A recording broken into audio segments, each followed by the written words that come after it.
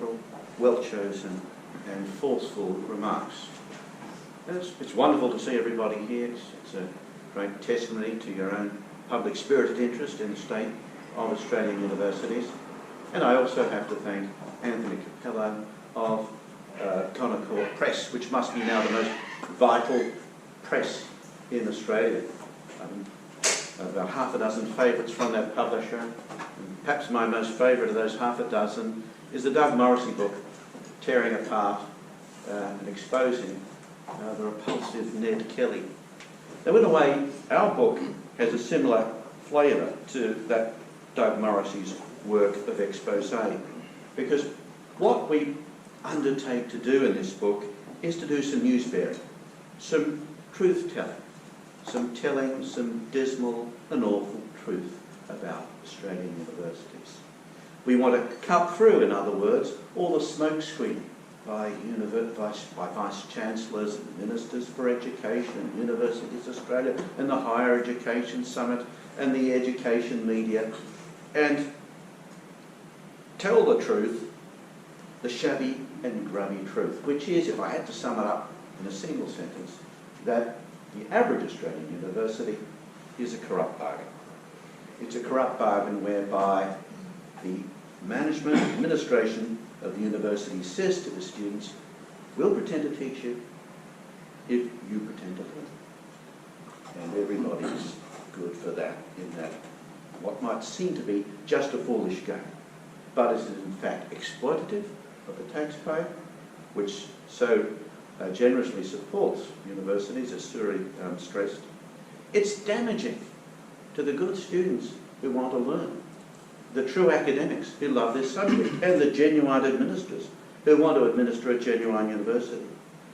And it is shrivelling of those sweets and fruits which we might rationally expect of higher learning, but we do not certainly get. So to do that piece of truth-telling, this book has summoned 6 professors, 1 dean, 2 former vice-chancellors, a literary editor of Quadrant magazine, including historians, poets, a psychiatrist, economists, lawyers, international relations people, to talk about the range of issues here. There is, of course, the free speech issue, extending into the ideological censorship, which Suri also underlined, but which has been, I think, reasonably well vented in the press, but which has a scintillating chapter by Steve Schwartz in this book. We deal with the decay to the point of extinction of the teacher-student relationship, which used to be so defining of what a university was. And Barry Spur, who of course was so shamefully evicted from Sydney University, has a good chapter on that. We talk about the abuse of teaching evaluations, and Gigi Foster does a very good chapter on that. Research pathologies, various cases of disciplinary dysfunction, and the arrogance and ignorance of the haughty rule of bureaucrats, which Jim Allen deals so well with. Looking upon this disaster, one might well ask, how has it come to pass? And that's a question which requires a lot of weighing. And one might ask, well, what does it all spell? What does it all mean? And then here we might be touching upon the nub of the interest of many people in this room. Namely, what's the role of universities in this crisis, this burgeoning crisis in civilization across the world, which we sense? This sense of disintegration in our culture, this flight from reality to fantasy, from light to dark, and even from life to death. And I have to say rather gloomily that I think the campus, the modern campus, does have some sort of role. I don't think we should all blame it on campus, right? The campus is part of society, okay? But if campus has been incompetently businessified, which it has been incompetently, it's also true that business has been campusified over the past 20 years. Perhaps not deeply, but significantly. We seem to have, in other words, a kind of, the disintegration which I referred to, seems to be a kind of disintegration of categories and a promiscuous and destructive sort of over-integration and mixing up. And perhaps one of the things which we might might look to as some sort of hope is a rediscovery of our sense of our identity. That universities are not the #1 export industry of Australia, which is what Universities Australia so eagerly announces to the world. Neither is it an instrument of social mobility or a tool of social engineering, or indeed a centre for mobilisation of the critique against the capitalist system, etc. What it really should be is a place for, apart from what we might call the genuinely professional academies, which I would restrict these days to medicine largely, and possibly engineering, which obviously have their role, it is a place for students to learn about themselves, essentially, as they are growing up, to develop their own personal philosophies for dealing with the world, most essentially. What's the remedy? Well, I think many remedies can be suggested, but of course they're troubled by the sense of being wishful thinking. You know, the clench of dysfunction is so tight, it's hard to know what of these remedies would actually be feasible. I think Assyria made the point that the real beginning of the remedy is a sense of consciousness of the problem.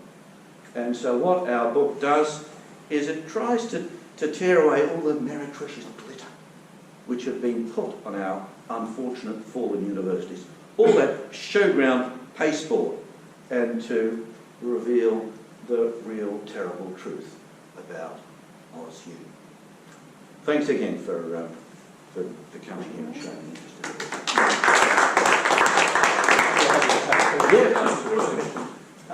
So you don't get off that lightly.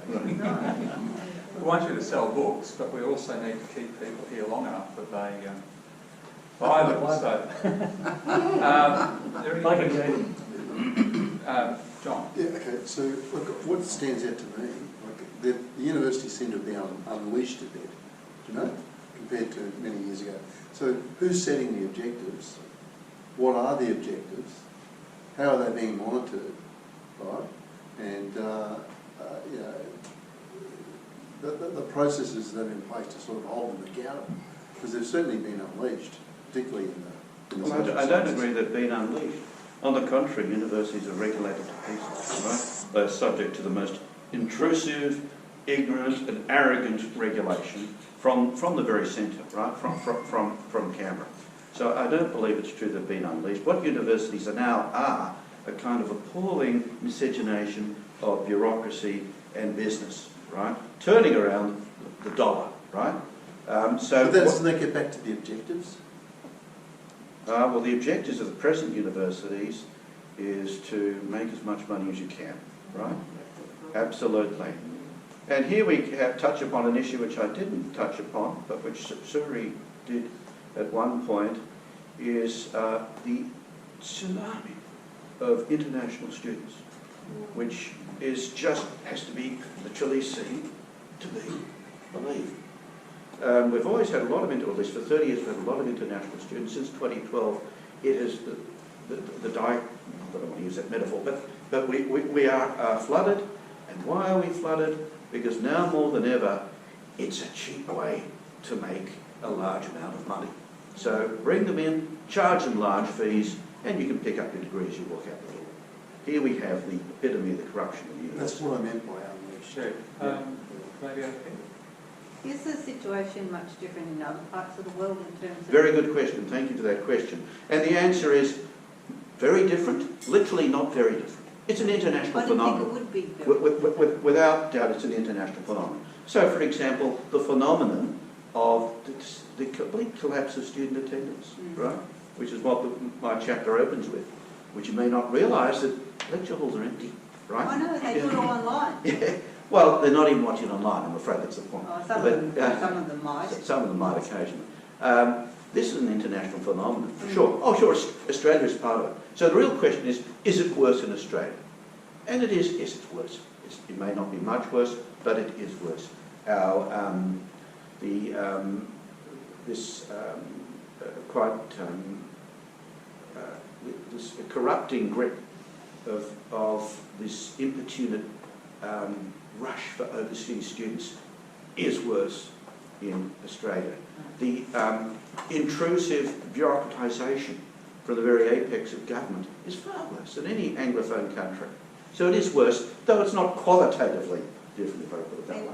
do you not think that this problem, this range of problems, also to a degree exists within the school systems? Oh, absolutely. Very well said. But not necessarily from the point of view of having to make money out of students and whatever, but just the bureaucracy of it, the ideology of whatever in that system, and the way that you know, the terminology that's used at times by the academics and so on within the education departments make it almost impenetrable for ordinary people to understand what they're trying to say. For example, using the term pedagogy in year 2. Yes. When parents are in their late 40s, and Yeah. pedagogy as a term didn't exist when they were in school. Right. But even like... Well, pedagogy, though. Oh, yeah, that's right. Yes, I didn't. It's a very interesting question. To what extent is the dysfunction of higher education just a symptom of a broader malaise in education? I think the answer is without doubt. It is both in its very manifestations, such as bureaucratisation, in its fashions, such as the complete demotion of the teacher. That's right. Absolutely. Teachers want to teach. They don't want to have to spend all their time filling in various forms and doing whatever to keep the likes of NAPLAN and the bureaucracy happy. And also, not just in its manifestations, but in its causes. To come back to this matter of weighing causes, ultimately, we have to look at the values of society. For all the pretense to value education, I do not believe society at large values education. I do not believe the great bulk of parents, and I pretend they do. They don't. Some do. Some students will. But you have to ask yourself, given the sad state of student life, how much do students value education? Indeed, very sadly, how much do children value their education? Children too have their own effect on atmosphere. So yes, I wouldn't want to. I think the universities and schools, they're all part of it. Yeah. Yeah, I've got a concern. I've got a few concerns with the universities, but one concern stems from my experience of doing occasional lectures in the area of politics, where I'm fairly well recognised and moderately successful operator. And I have to sit there and listen to what the political science students were being told by their lecturers, which was basically, if they did ever get a job in politics, they're going to have to be trained out of them. They were being told things that were wrong. But they're things which are in the mainstream of political science. So I'd sit there thinking, that's wrong, but where would you actually find a full-time academic to teach them what was right? Now, so that probably expands to a larger question. In some of these disciplines, where would you actually find the staff if you were going to try and rearrange or address the issues of outside the hard sciences, what's being taught? Well, again, we come back to the difficulty of remedy. There's no doubt that there is extreme ideological censorship, which is to say there are people who could have academic careers, which have a different political complexion, but they get the signal very early, right? That they're not wanted, puck out of here. So it would be a long-term process, right? To if you like, bring back into the career stream such people. Overnight, no, and I think you'd have a real problem in the short term. Can I just follow up on that point? Graham talked about the hard sciences, and I suspect from what you said earlier on, you narrowed it very tightly to medicine and maybe engineering, and then you sort of drew the line. I'm really interested to understand how you would see that rolling out in disciplines like economics and accounting and other what might be called quasi-hard sciences, technical disciplines. But I got the sense that you were sort of narrowing down that Well, too what tightly. I was trying to refer to was that so much vocational degrees aren't vocational. Yeah. And like most nurses, most persons enrolling and completing nursing degrees do not do nursing. You might say, well, why are you doing that degree? I don't know. The fact is, most do not nursing. I don't know what the proportion of law graduates actually practices as legal protectionists. It would be a rather small number. And I don't know whether how many of these accountants, which have turned out, are actually employed as accountants. I'm sure many would. But I think we should exaggerate. I think a lot of so-called vocational degrees are really not vocational at all. I guess So that's what's in what the content then? What's the what? What's in the content then? Well, again, I haven't done a nursing degree, right? Maybe it does teach you something about nursing, but it seems that the persons who do it, right, don't have the aspiration to be a nurse. Mind if I just quickly chime in there? So I took a mathematics course at UQ once, and it was amazing. So we're talking about binomial probability, probability of two mutually exclusive events. And the professor gave the example of male and female. He said these are mutually exclusive things, right? And a week later, the professor had to give up and give this standing speech apologizing to the students for referring to male and female as mutually exclusive. And I started thinking, this is a mathematics course. I didn't come here to learn about gender theory. I'm trying to learn mathematics. And I think this is really what ties in with one of the problems, is that you teach mathematics and these bizarre leftist social notions plague it almost. And look, I agree with you. I see it in economics as well. You should have chosen cat and dog. I'm not sure they're mutually exclusive either. Kathleen. Thanks, Raymond, and thank you very much for the presentation. I'm looking forward to reading the book. Just really to add just 2 points. Graham, your point about where these lectures come from, and back to the point about measures and objectives. Under the tertiary education standards, it's actually a measure of the quality of an organisation of having how many permanent full-time lecturers you have. And so as an education provider, you're actually measured on the fact that their full-time faculty is a quality measure. When you have sessionals or people who come in with specific expertise and you have balance of that, it becomes a problem. So working in higher education, this is a measure that the Canberra, TEXA, which is the regulatory agency, applies. Hence, the driver for people who may be not the experts in the space. I just want to sort of add that, but that was more of a comment. My sort of focus is on where did universities move from being creators of knowledge through research and advancing knowledge to where they became teaching-only vocational institutions. Do we track that back to the Dawkins changes with the move from higher education institutions, colleges of advanced education? And is it about vanity, that everyone wants to have the word university after their name, as opposed to other sort of organisations that perhaps could be teaching only, but aren't involved in the creation of knowledge and research and endeavour and expanding our thinking? Just sort of interested in, is that, have we sort of just rolled everything into one entity and we've lost the defining features of teaching only? Oh, it's been well said. It's been well said that Australia is a country with a single university with 39 campuses, which is a slight exaggeration. It's not quite true. There are some universities which are a bit different, which are somewhat different, but generally there's a great homogeneity stretching across the Australian campus, and that is the product of policy from Canberra, right? Stemming most acutely from the Dawkins revolution, which went from a binary system to a single system. Why does it have to be binary? Why can't we just let 1,000 flowers bloom?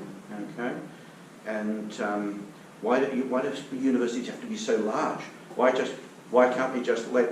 Why can't we see more universities of a variety instead of the one size fits all? Well, it's bureaucracy, isn't it? That's the thing which bureaucracy loves most: uniformity, right? So yeah, we can trace it back to the 1980s, but there's been an awful lot of bureaucracy and uniformity in Australian educational history, right back to the 19th century. So it's not new, right? It's just it's almost conquest of the university by the kind of bureaucracy which ran schools for a century before the Dawkins Report. Sorry, you wanted to? Oh, I think his hand. Yeah, you probably said enough. Lisa, I think I saw her over there. So what are those international students coming here for? I really apologise if I've missed an explanation of this. Are they coming here for a visa, for employability or tourism? Why are so many international students wanting to come and study at our university? Well, the first thing I must hasten to say is that many international students are good students, without a doubt. Until 5 years ago, I would say thank heavens for international students, because they were so good. It's the changes which were wrought in 2012 with respect to visas, which have hastened this explosion of international students and this sudden decline in the average quality. So, And are they getting the visas, or is it just a false hope? well, they are getting... Are they in the queue in the AAT, or what's happening to them? well, to come more directly to your question, why are they coming? It's partly the bogus lure of the top 100 universities, right? And here we come to these ridiculous university rankings, right, which I feel fairly ridiculous, but which are worshipped. And here we come back to the lack of information about universities. It's just, information doesn't exist, and it cannot exist, right? And it sort of defies all this attempt of the modern world to sort of have a signal and an index and a measure of it, which is publicly observable and spread all around the world. It doesn't exist, no such luck. But that is that bogus lure which is bringing many international students to Australia. The failure rates are high, the employment rates are low, right? It's not simply coming here, certainly not just coming here for economic reasons, right? These countries are now so developed, right? They don't need to come here simply for economic reasons. It's more it's broader than that. Can I add to that a bit? Because I'm an international student here, hoping to stay. But I got to say with some insider knowledge that a great many international students who come here have no other objective than to be able to get residency in Australia. Universities have become, in that sense, an immigration agency. Yeah. I have to confess that I had the same objective, but here was the difference. I applied, I got admitted, and my country was in chaos at the time. There was a brutal civil war going on, and I was, as prosecutor, one of those people who were, in the dangerous. You're a potential target.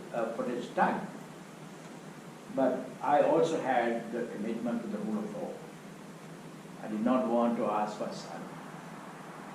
So I did as best as I could in my postgraduate studies, and to the point where one university here, the University of Queensland, to which I'm eternally grateful, wanted to recruit me on the basis of what I did. So I was literally packing my bags to go home with my child, who knew no local language, but only English. That's the lure of this country. It's a great country. And increasingly people out there in the third world have the money to do it, to buy passage over here, to pay for 2 or 3 years of tuition, and that basically results, that basically means that they get to stay. So that's all right, because a lot of them were highly skilled, valuable additions to the society. But increasingly I find that my taxi driver is a Punjabi who has come on a student visa, but is not doing anything, have anything to do with studies, but is making money. So maybe I'm distorting the picture, but that's my impression. Yeah, it was just anecdotally. My daughter graduated in commerce a few years ago, and when your name's young, it tends to be at the bottom. And I was stunned to find there were a lot of Zs after her. The Asian component was, could have been 90%. I was trying to do the maths, but it was huge. Comments. And engineering as well when my son graduated. So I was stunned at that. She's just become a chartered accountant, so that's that cohort 4 or 5 years on, and the balance was completely different. And I said, what's changed?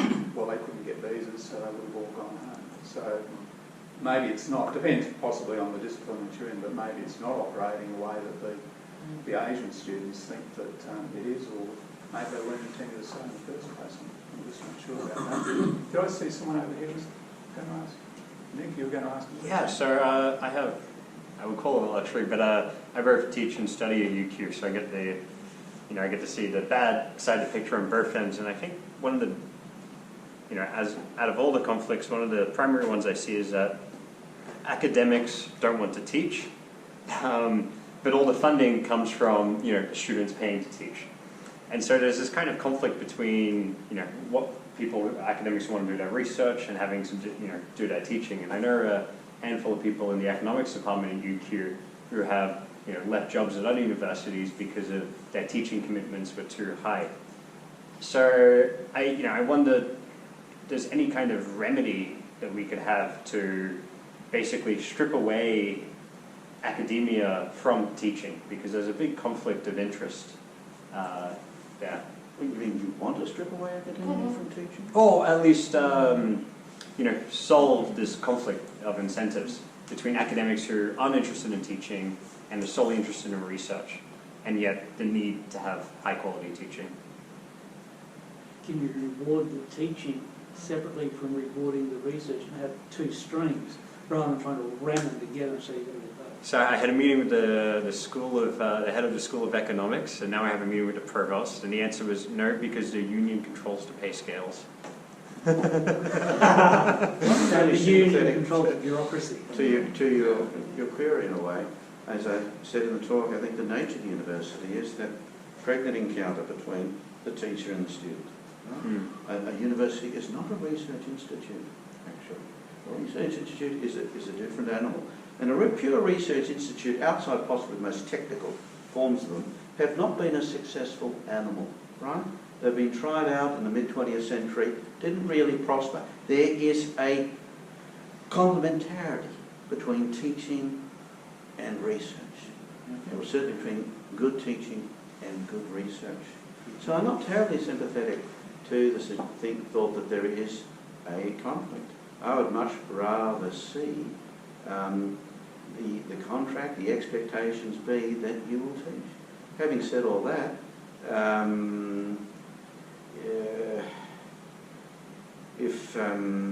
who wants to teach in a hellish teaching environment, right? That's something which has to be thought about too.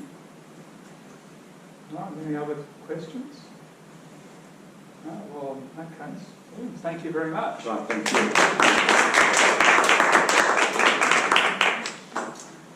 you. Yeah. So, ladies and gentlemen, thank you all for coming. Just a couple of things. I'd like to thank Nicholas for helping out in my absence. My apologies for not being here earlier, but the ABC wanted someone to talk about the change to the donation laws, and the time they wanted to talk to me was 6:05. Not realising that the cricket was on, I thought, oh yeah, I'll be able to duck down to South Bank and get back here on time. So my apologies for that.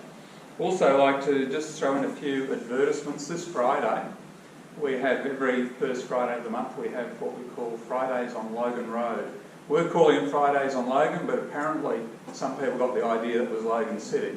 So, Logan Road That is might be a more long road, interesting, but it's eh? still just a bit more geographically specific.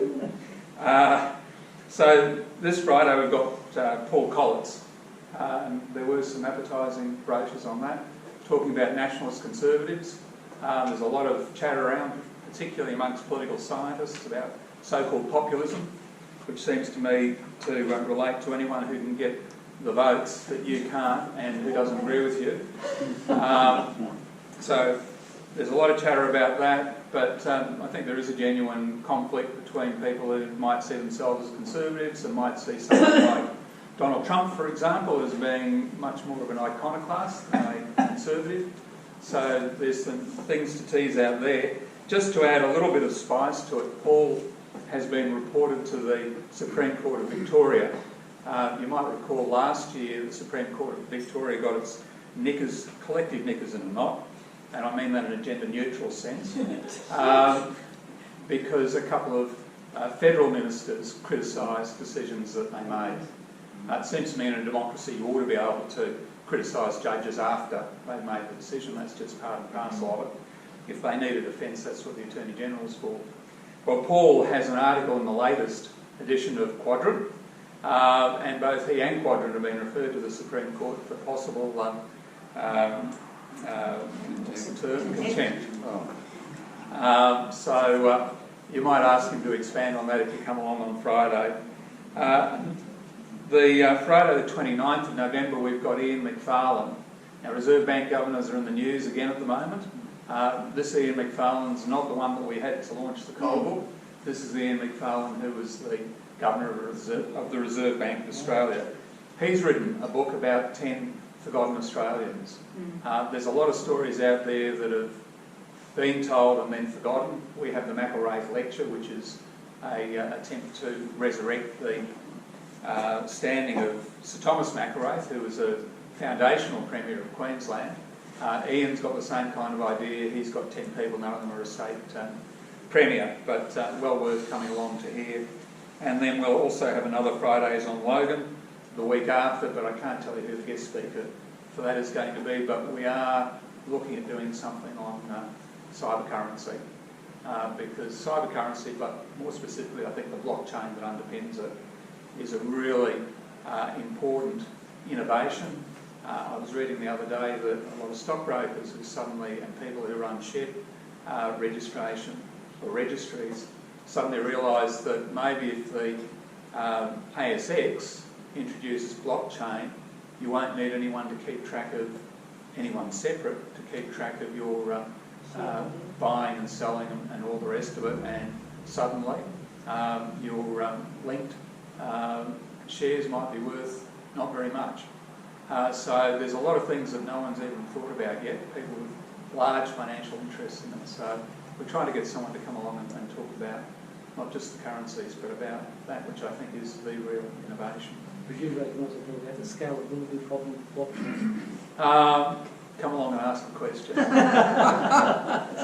ladies and gentlemen, thank you very much. Don't feel that you've got to run off, and certainly don't run off before you've bought a book. So, thank you.